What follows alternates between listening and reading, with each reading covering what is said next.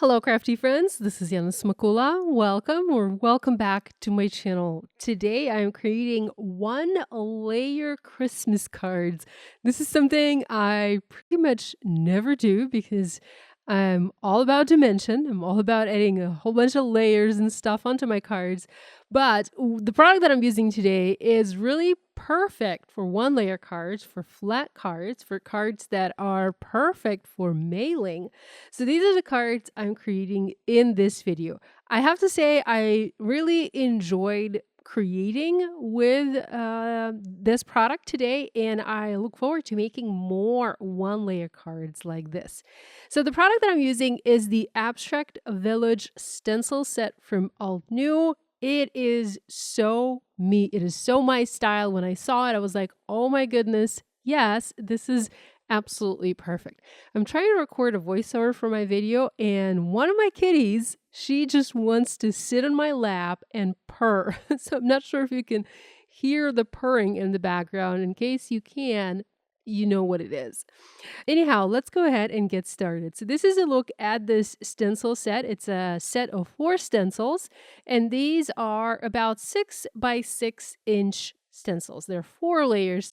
The back of the packaging shows each layer, and you can have an idea of how these look once you stencil them. I'm going to go ahead and get started by placing a panel of Neenah Silver White 80-pound cardstock. This is cut to 4 1/4 by 5.5 inches, and I'm placing this onto a sticky mat. This is a 9 by 12 sticky mat by Altenew. I'm going to use it today to hold my paper and the stencils in place while I do all of my stenciling. This is super helpful because it works really well. It really helps you hold everything down. You don't need to use your hands, it frees your hands really, because you can just do the stenciling, do the ink application, and you don't have to worry about your paper or your stencil shifting. You can get 40% off this sticky mat. I have a special promotion for you from Altenew. It is valid today on September 4th, tomorrow on September 5th, and also on September 6th. You need to add the sticky mat to your cart and apply the code Yana 40 off at checkout to get 40% off, or purchase using the link in the description below. I also have the code in the description of my video below. This is one-time use only, and it cannot be combined with any other code. I highly recommend you take advantage of this offer because the mat is really fantastic and it makes stenciling so much easier. If you don't have a sticky mat like this, you can certainly use these stencils without it. You'll just need to make sure you tape everything down using some sort of repositionable tape. And now these stencils, they will allow you to create A2 cards in either landscape or portrait orientation. And you have a little bit of flexibility with this stencil because, like I said, it's a 6 by 6 scene. So you can move your paper to different sides or different edges of the stencil, and you can pick which part of the design you like best, you enjoy the most. And I do have 2 cards that use the same stencil but are slightly different because with one card, that's the one that I'm showing you right now, I have the left-hand side of the stencil, and then with the other card, I have the right-hand side of the stencil design. The center portion is the same, obviously, on both cards, but they still look a little bit different. So like I said, you have 4 layers, and if you want to simplify things, you just do 1 ink color for each layer. But I wanted to be very creative. I wanted to go all in, and I wanted to enjoy the process to the fullest. So I also did a little bit of masking, a little bit of creative masking to allow me to use more colors of ink. So just now I was using blush ink color from Altenew and a large blending brush to ink blend a part of the house. You might have noticed that I have tape. This is the purple tape from Altenew. I have that tape masking. First of all, masking the bottom of the house. That's where the shading is going to be. And I also have that tape masking the left hand side of the house. I will come back to that later and I will ink blend that using a different color. For now, I'm using pink diamond ink and I'm ink blending the smaller house. So with this stencil, with this particular layer, we're still on layer number 1. So with this layer, you ink blend the houses, you ink blend the path in front of the houses, and I think you also ink blend the sun. You can ink blend the houses just using just one color of ink, but I wanted to have a little bit of variation. I wanted something else. So this is why I masked the house, and I was able to use 2 colors of ink. So I looked at this image and I tried to figure out where the edge of the house is, and that's where I placed the tape. And so I ink blended the front of the house using a lighter ink color, and then the side of the house using a darker ink color. You can see I'm using rouge color right now to ink blend this other side. The colors are going to lighten. They're not going to look as dark. This looks quite dark at the moment because I just ink blended this, but once the ink dries on the paper, it's not going to look quite as dark. It's actually going to look really, really nice. So what I'm blending here is I'm actually ink blending in my head. I'm ink blending in Austrian village. Recently, I went on vacation on a road trip to Europe. I was just exhausted, to be honest, and I knew I needed to go on a little vacation, and I went on a road trip and I drove across Europe. I drove from Ukraine to Poland, then to Czech Republic, and then to Austria, and I stayed in Austria for 2 days at a beautiful hotel. I enjoyed the scenery. I enjoyed the facilities. I enjoyed the people, the food, everything. But what I liked the most was the beautiful nature, the villages, the architecture, the colors. And when I was making this card, when I saw this stencil, I was like, okay, this really reminds me of Austria. And this is what I want to do. I want to ink blend an Austrian village on my card. So this is what I'm doing, and this is why I'm using some of the colors that I am using. Of course, this is not an actual true representation of the colors that I saw there, because you'll see that I'll be using pinks for the mountains, but that's how I see it, and that's how I wanted to represent that in on my card. Okay, I went ahead and I used sun ray ink color for the little sun over there. By the way, you can actually skip the sun. And I was thinking about it, if I want to have just a blue sky, I can skip ink blending that sun portion and just ink blend the sky blue. This is something that I might do in the future. I'm not sure, but this is definitely an option. Although, if you are ink blending, if you're using the same colors as I am right here, it actually works really well to have that yellow sun in there, because yellow and pink and green, these colors go really, really well together and they create a cohesive color combination. Okay, I then used the Altenew Dew Drops ink color to ink blend the path from the house, and it looked a little bit too vibrant, too blue for me. So I came in with a white pigment ink and I simply dabbed white pigment ink over the Dewdrops ink to create a lighter path. You will see on the finished card, it's like a 1 shade lighter than the sky, because I will be using the same ink color, Dewdrops, to ink blend the sky. So you'll see that it's just a tiny, tiny shade, a tiny bit lighter. So here's a tip for you. If you have a white pigment ink and you don't have a super light shade of a particular color, or you need to lighten a particular shade of ink, you can apply the white pigment ink over your ink to lighten that color. I hope I'm not overcomplicating things, and I hope I'm doing a good job explaining what I am actually doing here. Okay, I moved to the next stencil layer, and once again, I am using masking tape, the purple tape, to mask the areas of the stencil that I do not want to ink blend. With this stencil, I'm going to ink blend the sky. I first started doing that using a small blending brush, but that wasn't really the best solution, so I switched to a larger blending brush, and the process went a lot quicker. So I'm going to ink blend the sky using the same Dewdrops ink. By the way, with all of the ink blending that I'm doing here, I'm just doing solid layer of color. There's no gradient, there's no shading, there's no lighter and darker shade, there's no variation of color. I'm just doing a solid layer of color, and I feel like this stencil works best with that type of stenciling.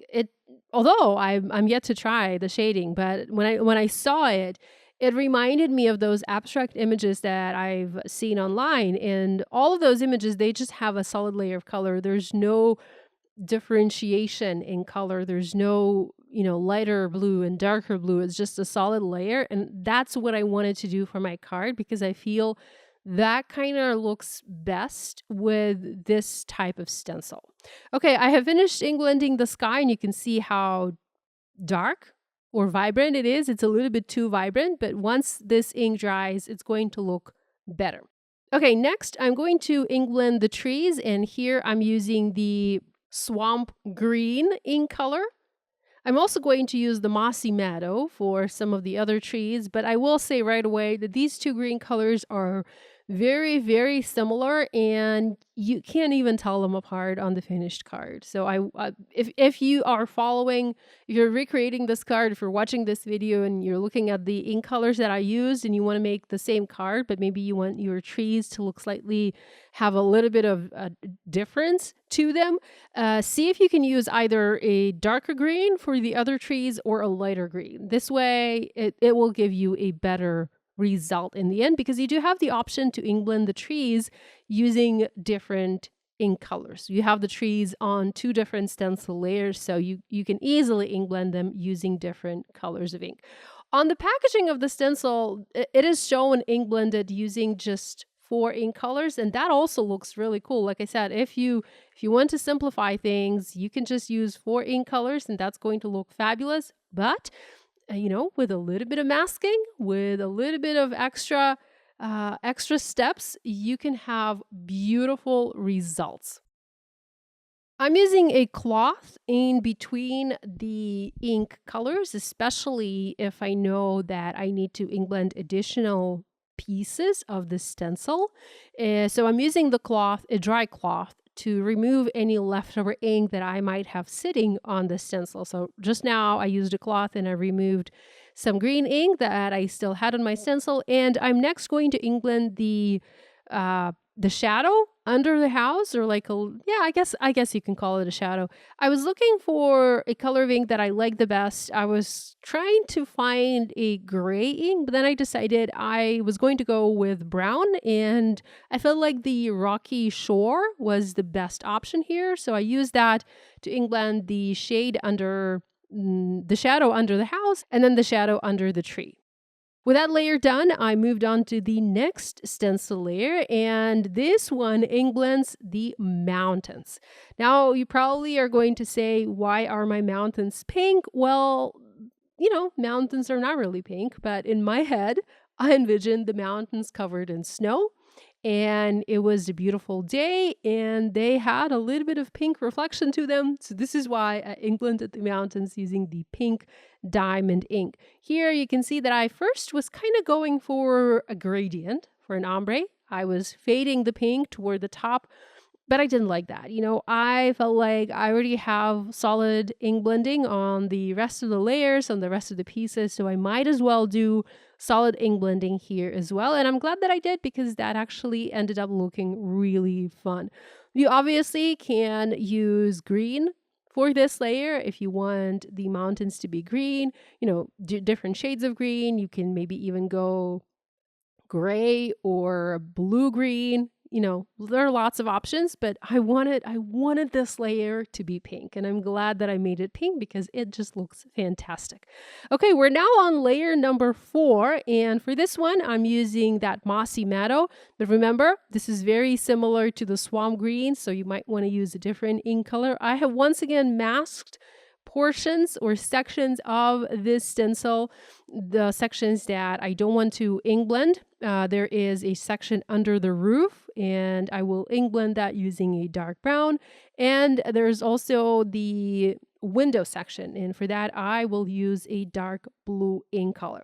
I also wanted to mention that these stencils are very, very easy to align. I have first, when I positioned the very first stencil layer, I first created little corner marks for myself using Best Ever Craft tape, that yellow tape. You might noticed that it there, is I was planning to use that and help me align these stencil layers, but I ended up not needing those corners because these stencils, they are etched. So you have etched lines on the stencils telling you how and where the stencil needs to go, and that really simplifies the process.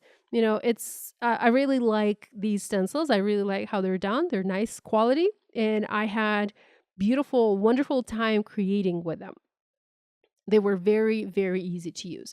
Okay, I went ahead and I masked the areas that I had just ink blended, and I ink blended the area under the roof using espresso. I also ink blended the tree trunk using that dark brown. And next, I'm going to use Galactic Stream to ink blend the houses, the glass in the houses. You could, if you wanted to, use yellow and, maybe have light inside the houses, but I figured this is a day scene. This is not a night scene. By the way, you can also create a night scene. In that case, I would probably use darker colors for the mountains and darker color for the sky. That would look fantastic. So in that case, you could definitely use yellow for the windows, but I wanted it to be a daytime scene, so I used dark blue. Okay, with that done, I just needed to stamp a sentiment. I mean, this is a beautiful ink blended scene. It just looks fantastic. I love the way this turned out. It was not hard to create. In fact, it was a very easy process. And to finish this card, I knew I just needed a sentiment. And I found one that I really liked in the Cozy Spaces Craft Your Life project kit. So the project kit actually includes a whole bunch of products. There's an embossing folder, there's a set of stencils, a set of dies, and there's this stamp set with fun plants for like house plants. And then there are also some sentiments included in this stamp set that I really liked. And the one that I liked particularly was the Season's Greetings sentiment. I liked it because it's a fine line sentiment. It's not the font is delicate. The sentiment is not distracting from the rest of the scene. So I just inked it up using black ink, and I stamped it onto my card using black in the corner over there where I had the most white space. And that pretty much finished my card. Now, whenever I work with stencils, I like to use them to the fullest. And one of the tricks that I like to do is I like to emboss with my stencils, dry emboss. I picked one of the stencil layers and I embossed my background, and that created a little bit of a, tactile experience for my card, if you will. So here I have my Platinum 6 die cutting and embossing machine. I have my platform base, my platform top. I also have an E embossing mat. I'm going to place my paper with the stencil on top. And then I'm going to cover this with a D adapter plate and send this through my machine. This is going to press the stencil into the paper and add a little bit of embossing. This is not like embossing with an embossing folder, certainly not a 3D embossing folder, not even a 2D embossing folder, but this gives just a little bit of texture. You can actually see that texture much better on the back, but here on the front, the white areas, the snow highlights are pressed into the paper, and that looks really nice. And you can pick any stencil layer you like to do this sort of embossing. You can emboss any section of your design like this. So give it a try if you haven't yet already. It really adds a nice effect onto your card. Here is a look at the two cards that I have ink blended using this stencil. I used the same ink colors for the second card. So the second card is a true one-layer card. I added the ink blended panel onto an A2 top folding card base. The first card, I used my paper trimmer and I trimmed it down slightly. And I added that also onto an A2 one-layer card. But here I have a bit of a white border, and that helps frame this card just a little bit. I also used the mother of pearl gem sparkles from Altenew, and I added just, 2 or 3 sparkles onto my cards just to jazz it up a bit. So this is a look at the one-layer cards I have for you today, created with the Altenew Abstract Village stamp set.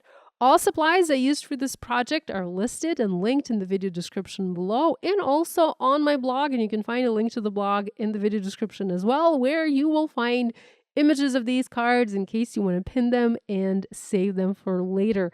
Thanks so much for joining me today. I had a blast creating these cards, and I hope you feel inspired to create as well.